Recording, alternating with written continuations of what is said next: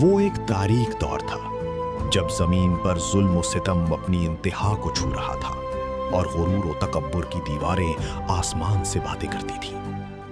یہ قدیم مصر کی سرزمین تھی جہاں ایک بادشاہ اپنی طاقت کے نشے میں چور خود کو خدا کہلوانے پر بزد تھا۔ فرعون ایک ایسا جابر حکمران جس کے حکم کے بغیر سانس لینا بھی محال تھا۔ لوگ اس کی عزت نہیں، اس کے خوف کے سائے میں جیتے تھے۔ اس کے محل سونے اور جواہرات سے دمکتے تو تھے، مگر ان عالیشان دیواروں کے پیچھے بسنے والا دل ہدایت کے نور سے یکسر محروم اور اندھیروں میں ڈوبا ہوا تھا۔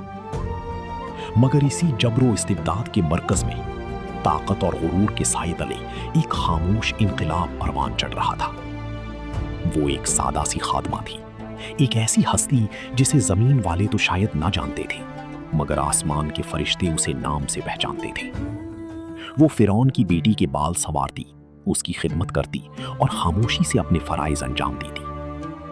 لیکن اس کے سینے میں ایک ایسا راز دفن تھا جو اگر فاش ہو جاتا تو اس کی قیمت جان تھی۔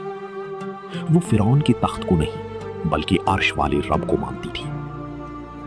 ایک دن کنگھی ہاتھ سے گری تو بسم اللہ، بے اختیار اس کے لبوں پر بسم اللہ جاری ہو گیا۔ فرعون کی بیٹی چونک اٹھی اور پوچھا، کیا تم میرے باپ کے علاوہ کسی اور کو رب مانتی ہو؟ اس مومنہ عورت نے بغیر کسی خوف کے کہا، میرا رب بھی ایک ہے اور وہ تیرے باپ کا بھی رب ہے۔ یہ سن کر خبر فرعون تک پہنچی، اسے دربار میں بلایا گیا۔ اے غلام عورت، میں ہی تمہارا رب ہوں بس۔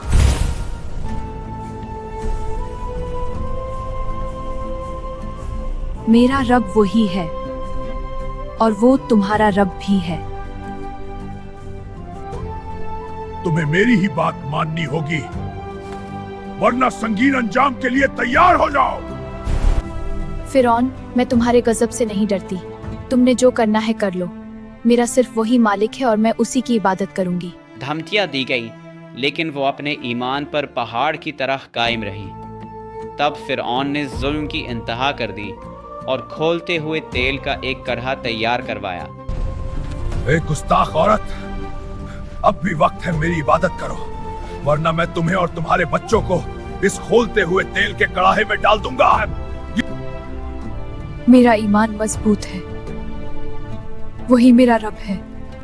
اور حکم دیا کہ اس کے بچوں کو ایک ایک کر کے اس کے سامنے اس میں پھینک دیا جائے۔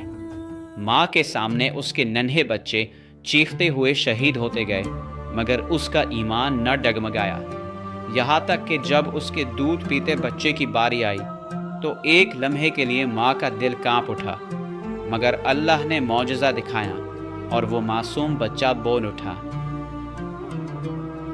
اے ہماری والدہ، آپ حق پر ہیں اور حق کا راستہ نہ چھوڑنا، ہم جنت میں پہنچ چکے ہیں، آپ کا رب سچا ہے۔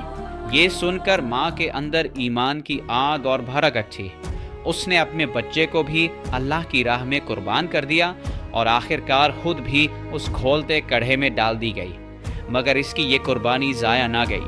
روایت ہے کہ معراج کی رات نبی کریم صلی اللہ علیہ وآلہ میں جنت کی ایک نہایت خوبصورت خوشبو محسوس کی، تو بتایا گیا کہ یہ اسی مومنہ خادمہ اور اس کے بچوں کی خوشبو ہے جنہوں نے فرعون جیسے ظالم کے سامنے بھی اپنے ایمان کا سودا نہ کیا، اور یہی ہے وہ ایمان جو انسان کو دنیا کی آگ سے نکال کر جنت کی خوشبو تک پہنچا دیتا ہے۔